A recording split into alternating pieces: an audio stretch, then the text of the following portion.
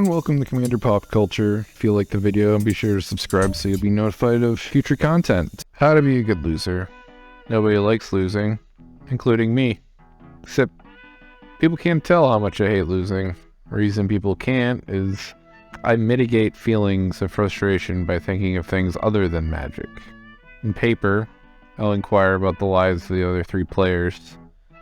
I get to humbly accept my beatdown, while at the same time, I get to know a little something more about them. No matter what, I get something out of that experience.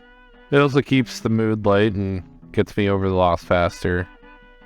The next thing you do as a good competitor is you pick up your next deck and then you shuffle it as if nothing happened. Do you know what the sentences that start with the words shoulda, coulda, woulda all have in common? They didn't happen. Don't be a John and make up excuses for losing. You learn nothing but confusing reality with mental gymnastics. Now, how to be a good winner. I like to think of Fight Club when Tyler Durden goes over the rules other than you don't talk about Fight Club. Someone yells stop, goes limp, taps out. The fight is over. Don't dwell on the past, because once the game is over, it's over.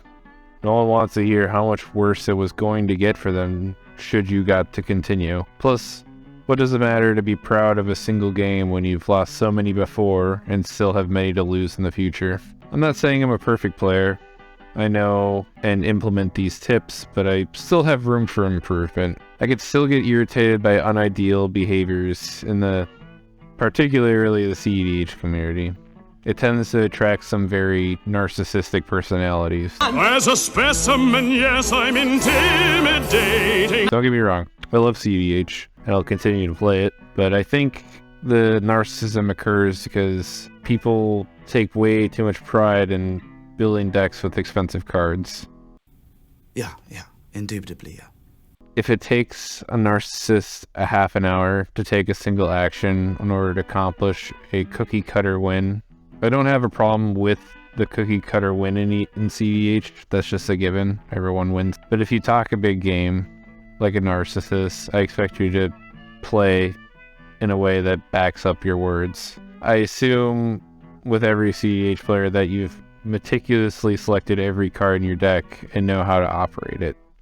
So taking 30 minutes to take a single action, doesn't make any sense to me. In that same vein, I've also seen multiple CDH players, or at least two in particular, not pay for 20 plus Ristic Study triggers and wonder why they lost the game.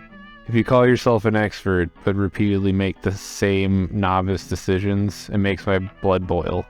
However, I like to give myself some credit for how much I've changed. There was a time in my life when I would be directly confrontational with these people. Now I just bite my tongue and internally deal with those feelings. At some point, I learned the lesson that these problems are not under my control and that I was making useless efforts to change them. Maybe the making of this video will help me improve at not getting as angry in the first place. Unfortunately, I just need more practice interacting with narcissistic players in order to really myelinate my neurons and circumvent the emotional response.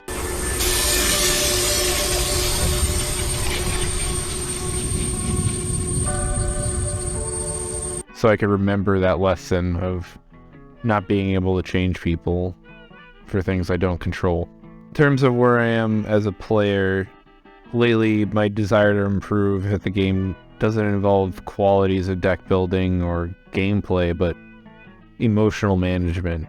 What do you do with the mad that you feel when you feel so mad you could bite? I think a player needs all three of those qualities to be a truly exceptional player.